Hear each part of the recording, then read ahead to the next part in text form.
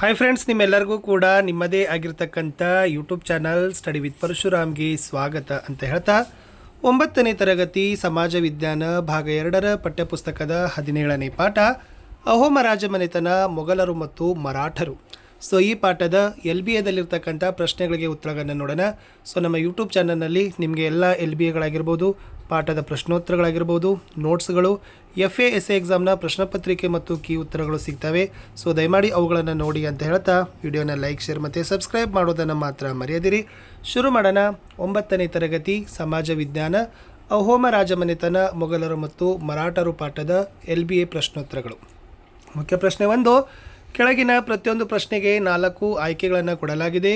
ಸರಿಯಾದ ಉತ್ತರವನ್ನು ಬರಿಬೇಕು. ಮೊದಲ ಪ್ರಶ್ನೆ, ಅಹೋಮ ರಾಜವಂಶದ ಸ್ಥಾಪಕ ಅಂತ ಕೇಳಿದರು. Option D Sukapha is the right answer. ಎರಡನೇ ಪ್ರಶ್ನೆ, ದಿನ್-ಇ ಇಲಾಹಿ ಎಂಬ ಹೊಸ ಧರ್ಮವನ್ನು ಸ್ಥಾಪಿಸಿದ ಮೊಘಲ್ ಚಕ್ರವರ್ತಿ ಕೇಳಿದರು. ಆಪ್ಷನ್ ಎ ಅಕ್ಬರ್ ಅನ್ನೋದು ಸರಿಯಾದ ಉತ್ತರ ಬರ್ತದೆ. ಮೂರನೇ ಪ್ರಶ್ನೆ, ದೆಹಲಿಯ ಐತಿಹಾಸಿಕ ಕೆಂಪು ಕೋಟೆಯನ್ನು ನಿರ್ಮಿಸಿದ ಮೊಘಲ್ ಅರಸ ಕೇಳಿದ್ದಾರೆ. Option C Shahjahan is the right answer. ನಾಲ್ಕನೇ ಪ್ರಶ್ನೆ, ಶಿವಾಜಿ ಮತ್ತು ಜಯಸಿಂಗ ನಡುವೆ ಏರ್ಪಟ್ಟ ಒಪ್ಪಂದ ಅಂತ ಕೇಳಿದರು. Option B Purandargad. ಅಹೋಮ ಸಾಮ್ರಾಜ್ಯದ ಕೀರ್ತಿಯನ್ನು ಹೆಚ್ಚಿಸಿದ ಸೇನಾಪತಿ ಅಂತ ಕೇಳಿದರು. Option B Lachit Borphukan is the right answer. ಆರನೇ ಪ್ರಶ್ನೆ, ಮೊದಲ ಪಾನಿಪತ್ ಕದನ ನಡೆದ ವರ್ಷ ಕೇಳಿದರು. ಆಪ್ಷನ್ ಸಿ 1526 ಅನ್ನೋದು ಸರಿ ಇದೆ.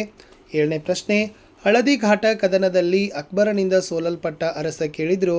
Option A Rana Pratap is the right answer. ಎಂಟನೇ ಪ್ರಶ್ನೆ, ಫತೇಪುರ ಸಿಕ್ರಿಯಲ್ಲಿ ಪಂಚಮಹಲ್ ನಿರ್ಮಿಸಿದವರು ಅಂತ ಕೇಳಿದರು. ಆಪ್ಷನ್ ಡಿ ಅಕ್ಬರ್ ಅನ್ನೋದು ಸರಿಯಾದ ಉತ್ತರ ಬರ್ತದೆ. ಸೆಕೆಂಡ್ ಮೇನ್ಸ್ಗೆ ಬರೋಣ. ಒಂದು ವಾಕ್ಯದಲ್ಲಿ ಉತ್ತರಗಳನ್ನು ಬರೀತಕ್ಕಂಥ ಪ್ರಶ್ನೆಗಳು. ಸೊ ನೋಡುವ ಎಷ್ಟಿದ್ದಾವೆ ಅಂತ. 9ನೇ ಪ್ರಶ್ನೆ, ದಾಮ್ ಮತ್ತು ರೂಪಾಯಿ ಎಂಬ ನಾಣ್ಯವನ್ನು ಚಲಾವಣೆಗೆ ತಂದ ಅರಸ ಕೇಳಿದರು. ಶೇರ್ಷಾ ಅನ್ನೋದು ಸರಿ ಇದೆ. ಬಾಬರ್ ಯಾವ ಯುದ್ಧದಲ್ಲಿ ಇಬ್ರಾಹಿಂ ಲೋಧಿಯನ್ನು ಸೋಲಿಸಿ ಭಾರತದಲ್ಲಿ ಮೊಘಲ್ ಅಧಿಕಾರ ಸ್ಥಾಪಿಸಿದ ಅಂತ ಕೇಳಿದರು.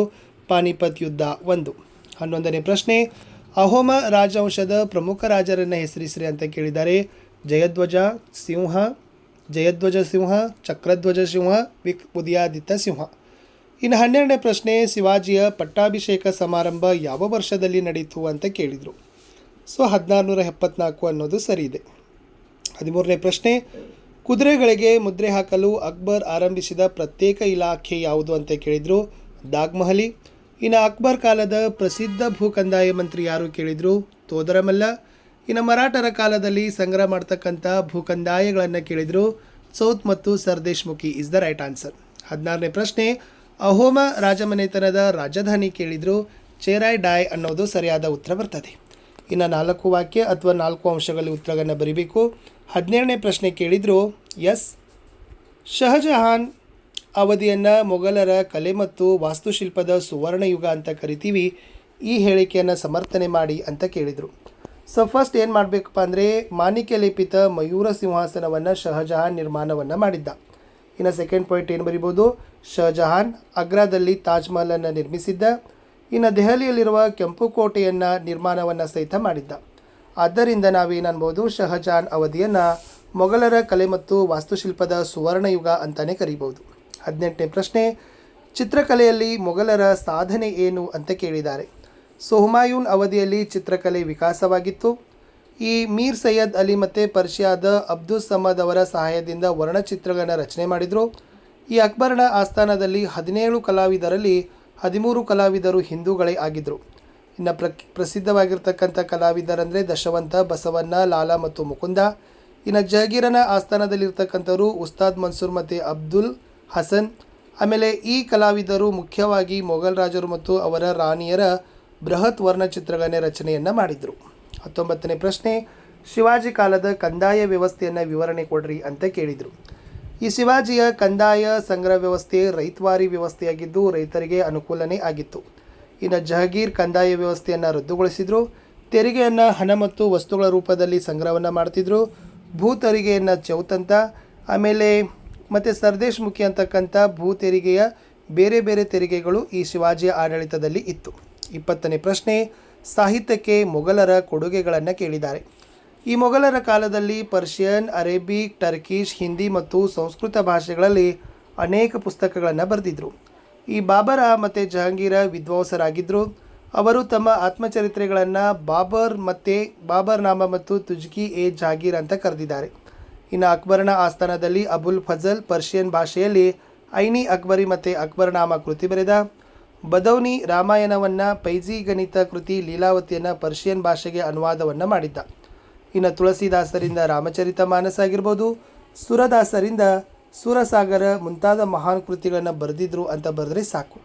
ಇನ್ನು ಮೊಘಲರ ಕಾಲದ ಅರಸರನ್ನು ಅನುಕ್ರಮವಾಗಿ ಬರೀರಿ ಅಂತ ಕೇಳಿದಾಗ first Babur, next Humayun, Akbar, Jahangir, Shahjahan, last Aurangzeb ಬರ್ತಾನೆ. ಇನ್ನು ಮರಾಠರ ಒಕ್ಕೂಟದಲ್ಲಿದ್ದ ನಾಯಕರನ್ನು ಕೇಳಿದ್ರೆ ಗ್ವಾಲಿಯರ್ನ ಸಿಂಧಿಯಾ, ಇಂದೋರಿನ ಹೋಳ್ಕರ್, ನಾಗ್ಪುರದ ಭೋಸ್ಲೆ, ಬರೋಡಾದ ಗಾಯಕ್ವಾಡ. ಇನ್ನು 6 ವಾಕ್ಯಗಳಲ್ಲಿ ಅಥವಾ 6 ಅಂಶಗಳಲ್ಲಿ ಉತ್ತರಗಳನ್ನು ಬರಲಿಕ್ಕೆ ಕೇಳಿದ್ದಾರೆ. ಸೊ ಪ್ರಶ್ನೆ ಏನಿತ್ತಪ್ಪ ಅಂತಂದ್ರೆ ಶೇರ್ ಶಾನ ಆಡಳಿತ ಪದ್ಧತಿಯೊಂದಿಗೆ ಇಂದಿನ ಆಡಳಿತ ಪದ್ಧತಿಯನ್ನು ಹೋಲಿಕೆ ಮಾಡಿ ಅಂತ ಕೇಳಿದರು. ಸೊ ಏನು ಬರಿಬೋದು? ಸೈನ್ಯವನ್ನು ವಿವಿಧ ಪಡೆಗಳಾಗಿ ವಿಂಗಡಿಸಿದ್ರು.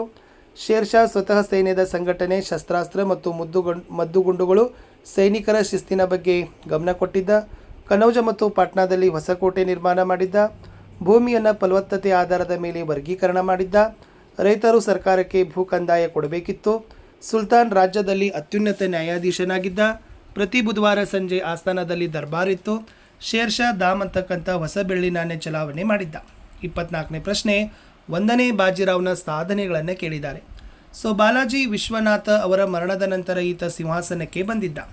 ಇನ್ನು ಅವನು ಅಪ್ರತಿಮ ವೀರಯೋಧನಾಗಿದ್ದ. ಇನ್ನು ಉತ್ತರ ಭಾರತದಲ್ಲಿ ಮರಾಠ ರಾಜ್ಯವನ್ನು ವಿಸ್ತರಿಸುವ ಉದ್ದೇಶ ಹೊಂದಿದ್ದ. ಅವನು ಕರ್ನಾಟಕದ ಚಿತ್ರದುರ್ಗ ಮತ್ತು ಶ್ರೀರಂಗಪಟ್ಟಣವನ್ನು ಆಕ್ರಮಿಸಿದ್ದ. ದೆಹಲಿಯ ಕಡೆಗೆ ದಂಡಯಾತ್ರೆ ಮಾಡಲು ಪ್ರಯತ್ನ ಮಾಡಿದ. ಭೂಪಾಲದ ಬಳಿ ನಡೆದ ಯುದ್ಧದಲ್ಲಿ ಮರಾಠರಿಗೆ ಸೋತ. ಪೋರ್ಚುಗೀಸರಿಂದ ಸಾಲ್ಸೆಟ್ ಮತ್ತು ಬಸೇನನ್ನು ವಶಪಡಿಸಿಕೊಂಡ. ಪುಣೆ ಆಡಳಿತದ ಕೇಂದ್ರ. ಇವನನ್ನು 2ನೇ ಶಿವಾಜಿ ಅಂತ ಕರೀತಾರೆ ಅಂತ ಬರೆದ್ರೆ ಸಾಕು. ಇನ್ನು ಮೊಘಲರ ವಾಸ್ತುಶಿಲ್ಪದ ಪ್ರಮುಖ ನಿರ್ಮಾಣಗಳನ್ನು ಕೇಳಿದ್ರೆ ಫತೇಪುರ್ ಸೀಕ್ರಿ, ಆಗ್ರಾ ಮತ್ತು ದೆಹಲಿಗಳಲ್ಲಿ ಭವ್ಯ ಸ್ಮಾರಕಗಳಿದ್ದಾವೆ.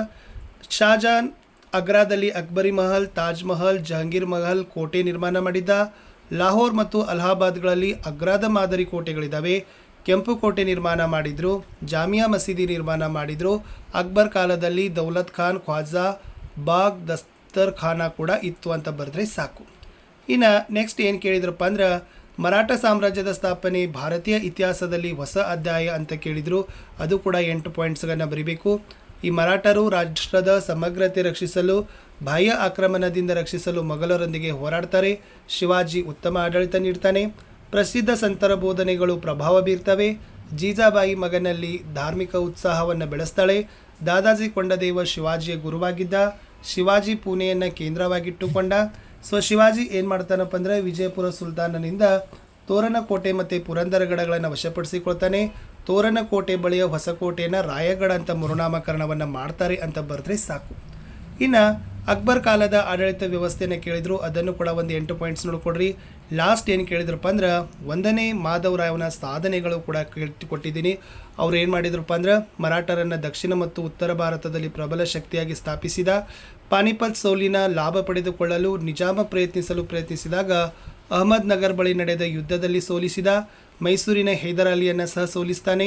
2ನೇ ಸಲ ಮೈಸೂರಿನ ಮೇಲೆ ಯುದ್ಧ ಮಾಡಿ ಶ್ರೀರಂಗಪಟ್ಟಣದ ಮೇಲೆ ವಿಜಯ ಸಾಧಿಸಿ ಶಿವಾಜಿ ವಶಪಡಿಸಿಕೊಂಡಿದ್ದ ಪ್ರದೇಶಗಳನ್ನು ಹೈದರ್ ಅಲಿಯಿಂದ ಪಡೆದುಕೊಂಡ. ಉತ್ತರ ಭಾರತದಲ್ಲಿ ರಜಪೂತ, ಜಾಟ, ರೋಹಿಲರನ್ನು ಸೋಲಿಸ್ತಾನೆ. ಅಲ್ಪಾವಧಿಯಲ್ಲಿ ಮರಾಠರ ಕೀರ್ತಿಯನ್ನು ಪುನಃಸ್ಥಾಪಿಸ್ತಾನೆ ಅಂತ ಬರೆದ್ರೆ ಆಗ್ತದೆ. ಇಷ್ಟು ಈ ಪಾಠದ LBAದ ಪ್ರಶ್ನೋತ್ತರಗಳು ಇತ್ತು.